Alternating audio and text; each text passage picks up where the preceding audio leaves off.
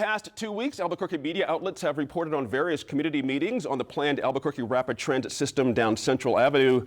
And earlier this week, the Albuquerque Journal highlighted, quote, colorful language in its coverage of one of the meetings. Discussions about art, as it's known, are often emotional, which may indicate the debate about the bus rapid transit system is about far more than buses. Now, what do you think? Go to NewMexicoInFocus.org. Share your thoughts about ART. And Antoinette, we've talked about this proposal here. I went to a meeting earlier this week in Nob Hill. There's a big meeting next Tuesday at the Kiva, and I have a comment about that a little bit later. What I observed at this meeting is this whole discussion is still at ground zero. People are still saying why. Not that how we can do this better, which the city wants to talk about. The city wants to talk about implementation. The rest of the community seemingly is saying why. I don't understand why we're doing this. It's interesting. Well, I had made this before. It seemed to come out of nowhere. Right. And I know the city says that they've had meetings and notices or whatever. Somehow it's not penetrating. So That's right. whatever they did to try to get buy-in wasn't enough. Yep. And now they're having to backpedal. It's really tough to see. And the anger is really sad to It's see. really quite something. You know, Eddie, businesses especially, where, you know, we hear about this, but when you stand beside a business owner, feel the heat coming off their body in these meetings, I mean, people are really not happy about this. No, they're not. From your sense of it, what do you think? So I think this is a function of government. I mean, this is, welcome to the totalitarian state of the city of Albuquerque. You have 9 councilors who all agree with the mayor. They're going to jam this project down your throat. You know, I think, you know, Mayor Barry, for as well-intentioned as he is, or whether this was Martin Chavez's project, whatever it happened to be, there's a process to go through. Send it to the voters. If this is something that's worth considering, why are we in such a hurry to get this done in June? Yeah. Somebody need to get paid? Something need to happen? You know, I think really that's really the question here. And the people in the community know that that's what's happening here because they just want to be able to vote. You're for mass transit. Many people are for mass transit. I'm not for mass transit. 1.6% of the population, you know, utilizes it. It's a loss leader. We've seen the train to nowhere. This is the bus to nowhere in the middle of Albuquerque. For me, it's a bad idea all the way around, but at least give the people a chance to voice their opinion. That's what's happening when you see that stuff front page or, you know, 10 o'clock news lead stories. You see people just screaming at each other because they feel like they haven't been heard. They just want to be heard. They want to go to the polls. They want to vote to it. They don't want to be told that this is something good for their community or that they're standing in the way of the progress. You have 150 businesses who signed up. I mean, come on, man. Interesting. You know, Sophie, the meeting earlier this week, that's been on the news where the citizen is marching up to Councilor Ike Benton right in his face and made the councilor turn his shoulders and backtrack. It was amazing.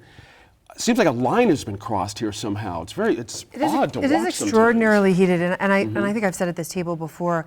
You know, we really are looking at what I believe is a project that is good for the future of the city. You know, we can sit here and complain about traffic. We can sit here and complain about congestion. Something does need to be done, and I think this is a good project. But we balance that against the real difficulties that Nob Hill businesses have faced over the past 5 or 6 years, the closures that have happened in Nob Hill, and the very real concerns. And what I'm hearing more than anything, there are concerns, of course, about, you know, what will traffic look like once everything's in place. But I think the deeper concerns are, what will this do to our business during construction? And that is always a challenge for business. And so I think that the concerns that are being expressed by business and they're being expressed by the community are deeply felt. At the same time, I do feel that this project is a move toward progress for the city. I think that the bipartisan support for it in government is an indication of that. And I also think, like, realistically, this is a representative form of government. We cannot, and we don't want to vote on literally everything that comes through. Traffic planning is a highly specialized field. I don't really think, I hate to say it, friends and neighbors, but I don't really think that our vote, as important as our vote is, you know, I don't think our vote comes from this sort of expert perspective that we see weighing in, and truly weighing in on both sides, but that we see weighing in on this issue. This is the sort of thing I expect government to do without my having to give them the green light. I voted once. You like to say at this table, elections have consequences. We elect people, they do their thing. good enough, but this current mayor was very much against the previous mayor's rapid transit system. Glad you brought it up.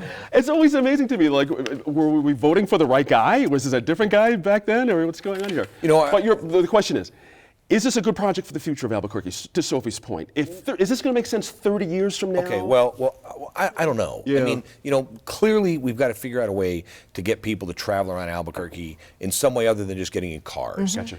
We're so disjointed with, if you fly in the town, we've talked about this many times here and off the table.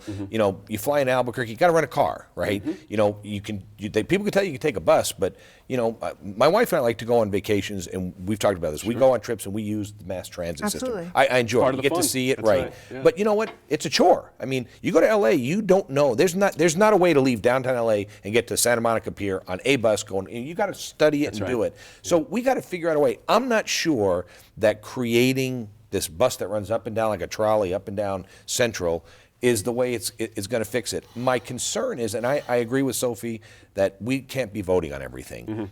But I have yet to see anything in the media, and the disclaimer also being, I live in Rio Rancho, right? So I wouldn't be voting on it. But I have yet to see anybody step forward that says, you 150 business people are crazy. We've got 10,000 petitions to say they're for it. It keeps coming back to, it seems to be 9 or 10 people that are in this room. And I think where the consternation comes from, I was down just this weekend in Nob Hill. My wife and I were down there walking around. We went to go eat, had some good food.